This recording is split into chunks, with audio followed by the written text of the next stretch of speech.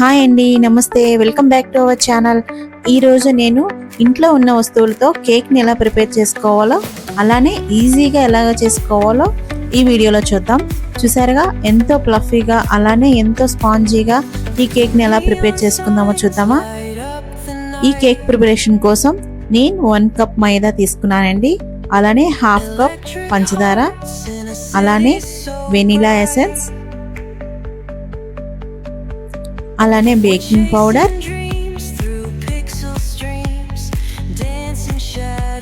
Baking soda.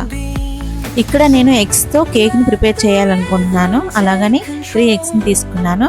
అలానే ఒక mixie jar తీసుకొని అందులో 1/2 కప్ పంచదార, అలానే 3 ఎగ్స్ వేసి బాగా గ్రైండ్ చేయాలండి. నురగ వచ్చినంత వరకు గ్రైండ్ చేసుకోవాలి.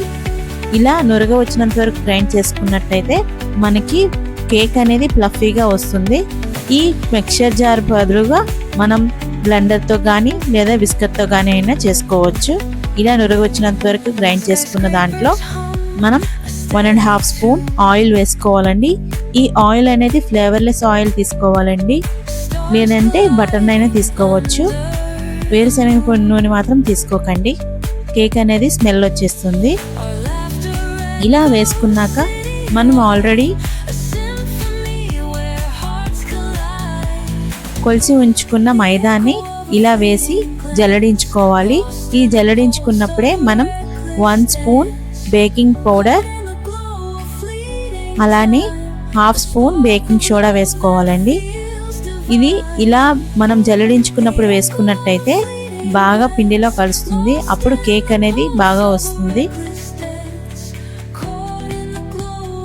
1/2 స్పూన్ బేకింగ్ పౌడర్ వేసుకున్నాం, 1/2 స్పూన్ బేకింగ్ సోడా, అలానే చిటికెడు ఉప్పు వేసుకోవాలండి. ఇలా వేసుకున్నాక బాగా జల్లడించుకోవాలి. ఇందులో ఉండలు ఉన్నట్టయితే పక్కన పెట్టేసుకోవాలి.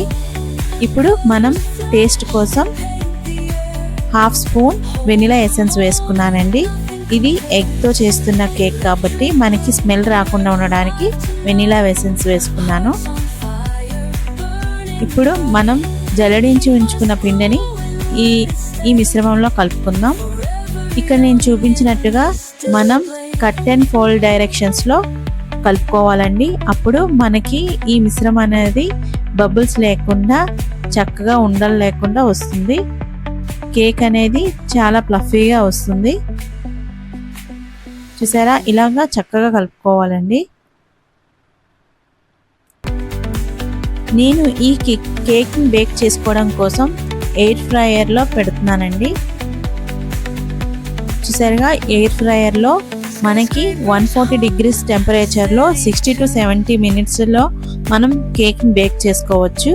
కనుక నేను ఈ ఎయిర్ ఫ్రైయర్లో ఈ కేక్ని బేక్ చేస్తున్నాను. కేక్ బేక్ చేయడం కోసం నేను ఒక స్టీల్ కంటైనర్ తీసుకున్నాను. ఈ స్టీల్ కంటైనర్కి మనం బటర్ కానీ లేదన్నా ఆయిల్ కానీ అప్లై చేసి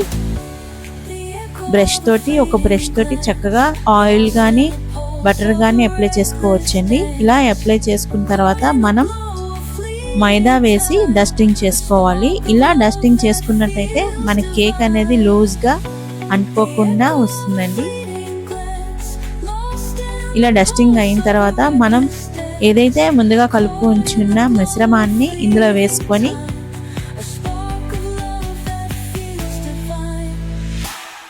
ఇందులో మొత్తం వేసుకోవాలండి. ఇలా వేసుకున్నాక ఒక 4 to 5 టైమ్స్ మనం ట్యాప్ చేసుకోవాలి. ఇలా ట్యాప్ చేసుకున్నట్టయితే కిందన అడుగు ఉన్న బబుల్స్ కానీ లేదన్నా గ్యాప్స్ కానీ లేకుండా వచ్చేస్తుంది బాగా.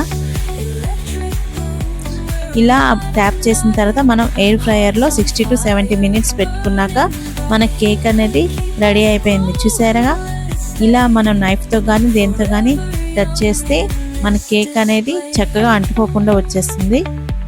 చూసారుగా, ఫ్లఫీగా ఎంతో స్పాంజీగా మన ఇంట్లో ఉన్న వస్తువులతో కేక్ చూసారుగా. నా వీడియో కానీ మీకు నచ్చినట్టయితే ఖచ్చితంగా సబ్స్క్రైబ్ చేసుకోవడం మర్చిపోకండి. Thank you for watching.